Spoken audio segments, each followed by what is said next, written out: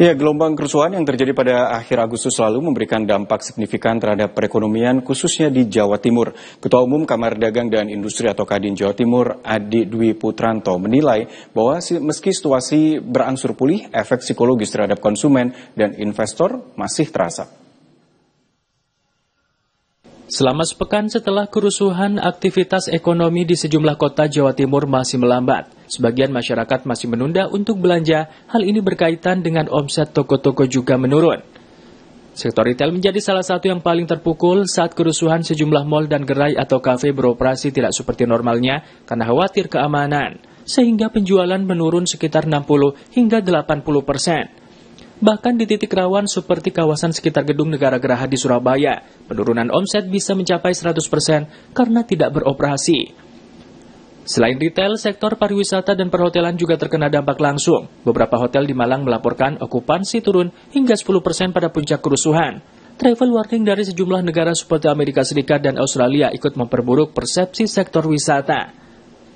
Transportasi dan logistik perkotaan pun mengalami gangguan, penutupan jalan dan pengalihan arus menyebabkan keterlambatan distribusi barang. Logistik tidak sampai rusak, tapi waktu antar jadi tertunda, biaya meningkat. Secara nasional, gejolak juga menekan stabilitas keuangan. Indeks harga saham gabungan atau IHSG sempat anjlok lebih dari 2% pada 29 Agustus, sementara rupiah melemah mendekati Rp16.475 per dolar Amerika Serikat. Bank Indonesia pun melakukan intervensi ganda di pasar falas dan surat berharga negara atau SBN untuk meredam tekanan. Pemerintah memperkirakan kerugian infrastruktur akibat kerusuhan mencapai Rp900 miliar dengan kerusakan terbesar terjadi di Jawa Timur. Kebakaran Gedung Negara Gerahadi di Surabaya dan perusakan kantor DPRD Kediri diperkirakan menelan biaya hingga Rp500 miliar. Meski fundamental manufaktur masih relatif kuat, Purchasing Managers Index atau PMI Indonesia hanya menunjukkan ekspansi tipis di level 51,5 pada Agustus. Kondisi ini menggambarkan adanya hiccup atau gangguan singkat yang bisa menghambat momentum pemulihan industri. Usahanya kan tidak begitu lama, jadi kondisi jadi memang di waktu kerusuhan kemungkinan selama seminggu ini kan masih penyesuaian. Masyarakat mau jalan ke kota juga masih mikir, sehingga masyarakat yang mau belanja itu juga toko-toko yang mau sesuai masyarakat juga menurun omsetnya. Terus di retail itu juga masih belum begitu pulih karena kondisinya masih ada tanda tanya di masyarakat, apa masih ada demo lagi.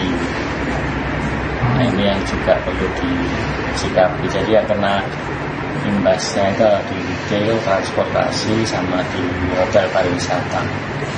Ini yang langsung untuk berdampak. Kalau untuk logistik mungkin hanya ada tambahan biaya dan tertundanya waktu, baik itu yang antar provinsi maupun yang untuk ekspor impor. Dampak yang paling signifikan adalah kepercayaan dunia internasional terkait dengan investasi yang lagi dibangun juga oleh pemerintah.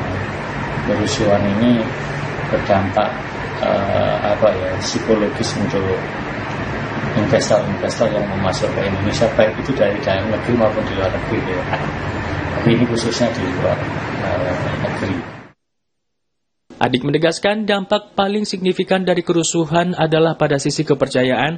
Kepercayaan dunia internasional terhadap investasi di Indonesia jelas terdampak. Investor baik dari dalam maupun luar negeri masih menunggu kepastian stabilitas politik dan keamanan di Indonesia. Harapan terbesar Kadin Jatim kini adalah pemulihan kepercayaan baik dari masyarakat maupun investor global.